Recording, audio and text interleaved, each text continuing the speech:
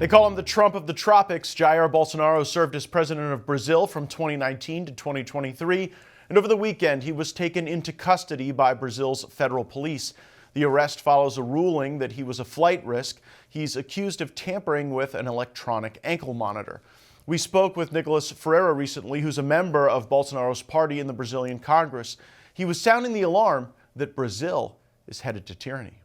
Brazil is passing through a hard time in criminal ways. We have 50 million people under the law of the factions. Because it's difficult to explain to someone who has a democracy in their country. We thought you had one. No, we don't have. Alexandre de Moraes has a lot of power to put in the deputies and the senators, so they don't have courage to confront the Alexandre de Moraes. And people want to vote in Bolsonaro.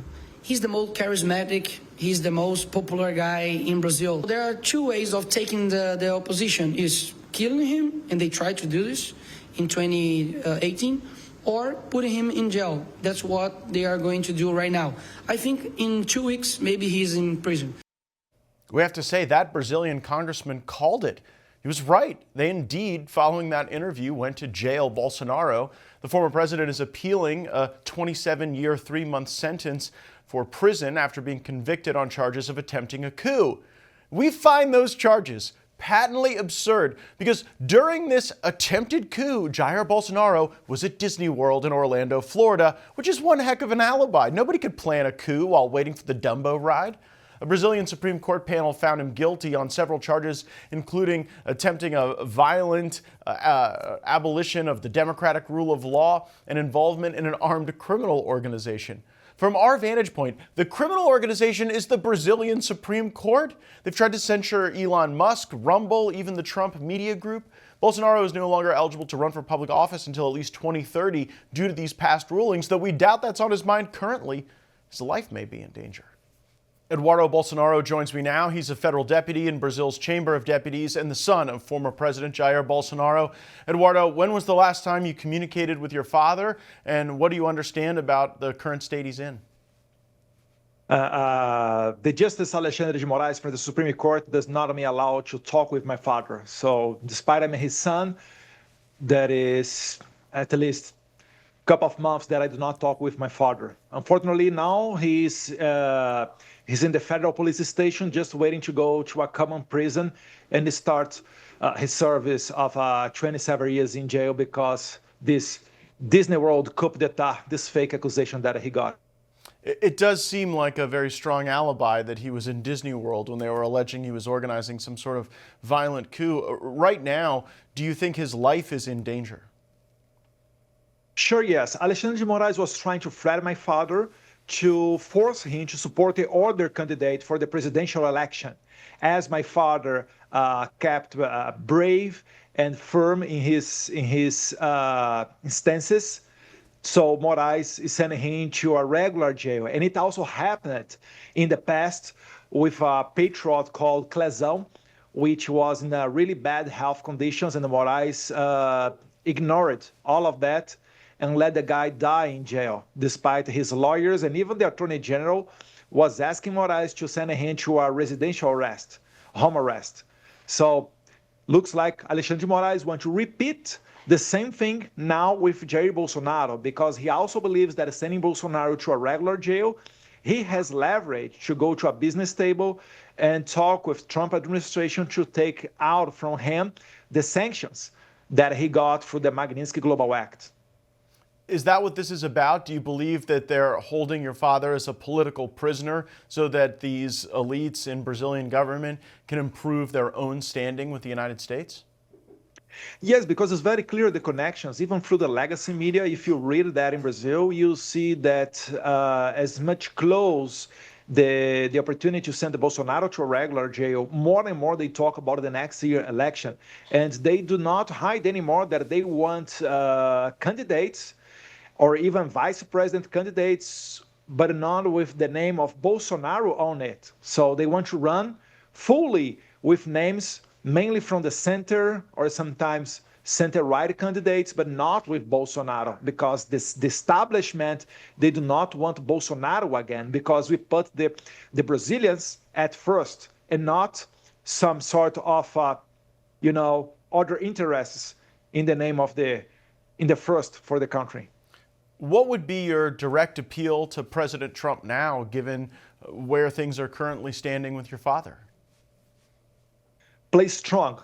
I think it would be a good thing to apply sanctions against the people that is supporting Moraes, because Moraes is not alone on that. He's backed by other people like the Attorney General Paulo Gonet and some other justices of the Supreme Court. And Moraes, he's always doubling down. It will always happen. And he never, ever accomplished with his words. So you cannot, Moraes is not someone that you can go to the table and have a conversation. He's basically a psychopath.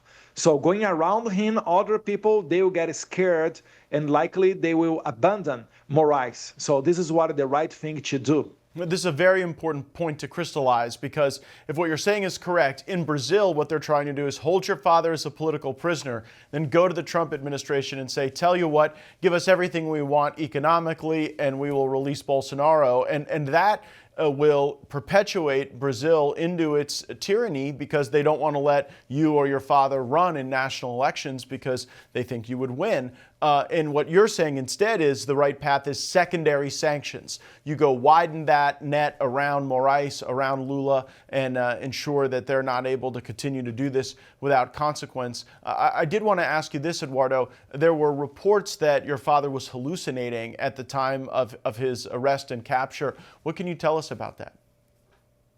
Yes, everything that I know is coming from the press and social media, because I cannot talk with my father.